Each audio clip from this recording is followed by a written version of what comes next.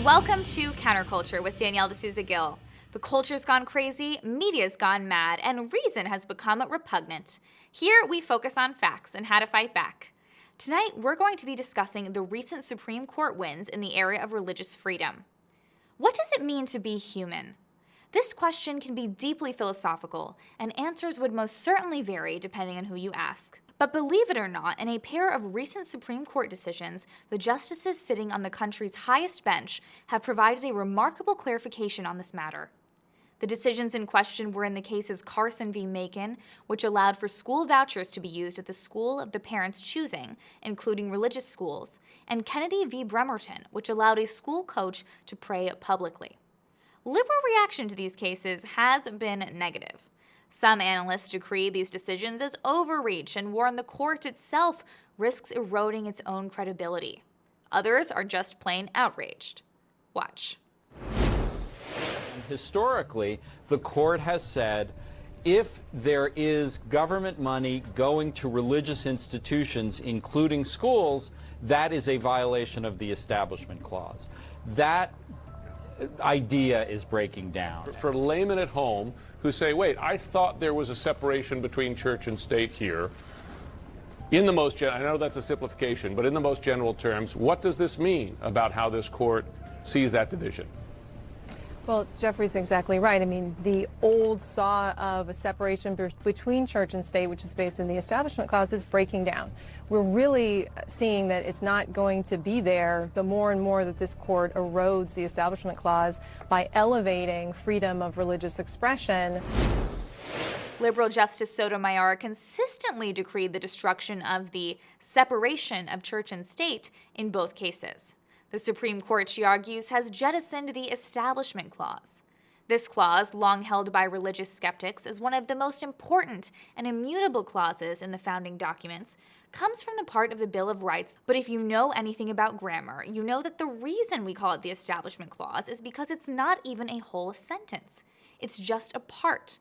The full sentence reads, quote, "Congress shall make no law respecting an establishment of religion, or prohibiting the free exercise thereof, or abridging the freedom of speech, or of the press, or the right of the people peaceably to assemble, and to petition the government for a redress of grievances." As you can see, the full sentence adds a lot more nuance than just that one part. That's because while the First Amendment restricts the ability of Congress to, quote, respect an establishment of religion, it also bars government from prohibiting its free exercise. This means that one religion is not enforced. We are not like Iran, for example. But according to the Constitution, religion can be practiced freely. This clause, referring to the free exercise of religion, means precisely that, freedom of religion. This clause is there to protect religion from the state, not to protect the state from religion. But to leftists like Sotomayor, Kagan, and Breyer, those remaining clauses don't seem to exist at all. That is because they do not see religion as having anything positive to contribute to our nation and culture. They believe not that we must protect people from intrusive government action, but that people must be protected from religion itself, even if it's their free exercise of their own religion. For these justices and many leftists like them, the Establishment Clause is a necessary buffer, a way to keep Christians on the sidelines and praying individuals living in fear. These justices would likely see no problem with a Muslim school teacher exemplifying her religion by wearing a hijab to teach class, yet support the firing of a Christian athletic coach who prayed on the field. To ask someone to separate their religion from themselves is like asking someone to cut themselves in two.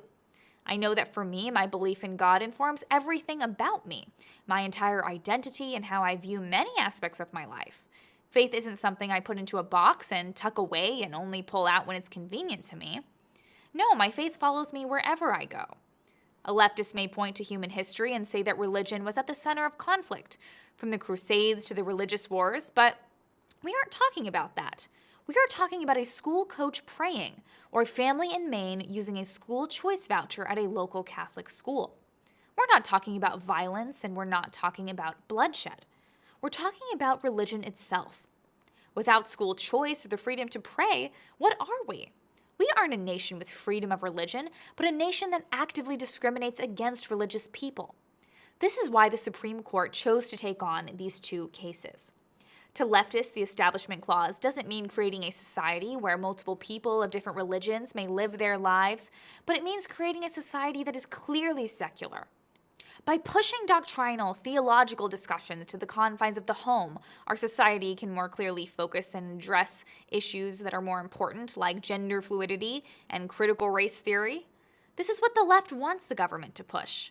That's why even a whiff of religious fervor in public cannot be tolerated for them. In its response to the Kennedy v. Bremerton case, the Secular Coalition for America warned that even a quiet prayer performed in public by a school employee threatened this delicate balance. Quote, "The Secular Coalition for America rejects the premise that Kennedy's prayers were private and personal. Instead, they were overt displays of Christianity performed publicly by Kennedy in his capacity as an employee of a public school district, indirectly coercing and pressuring public school students, even if Kennedy claims he never directly encouraged his players to join him." End quote. So this means that even if you're praying but don't directly encourage players to join you, you're in violation of the Constitution and must be fired. Proponents of this extreme interpretation of the Establishment Clause would have you believe that an anodyne public square completely denuded of any references to anything spiritual or supernatural are the necessary neutral grounds for people of different viewpoints to come together. But is that really the case? Interestingly, this same organization that preaches the gospel of neutrality is also conducting a petition asking Congress to investigate Christian nationalism's role in the January 6th attack on the Capitol. The petition reads, quote, "The January 6th attack cannot be attributed to Christian nationalists alone, but we cannot overlook the involvement of Christian nationalists and the way the rhetoric of Christian nationalism has spread to influence millions of people. The storming of the Capitol crystallized how serious a threat we face." End quote. Does that sound neutral to you? Or does that sound like an anti-Christian organization agitating in a way that conveniently demonizes Christians in America, as if all Christians are storming the Capitol years after this incident occurred? The people at the Secular Coalition of America are eager to shoehorn their most despised demographic, Christians, into the equation in the hopes that the wrath of Biden's DOJ targets a pastor or two. And here we have the real reason leftists prefer a Christian-free public space. By prohibiting all outward signs of God and religious expression, they become the sole arbiters of what is considered neutral and thus valid. They also decide what's meaningful. Leftists would like it if our country's new religion is social justice. The fact of the matter is, the First Amendment is unabashedly pro-religion.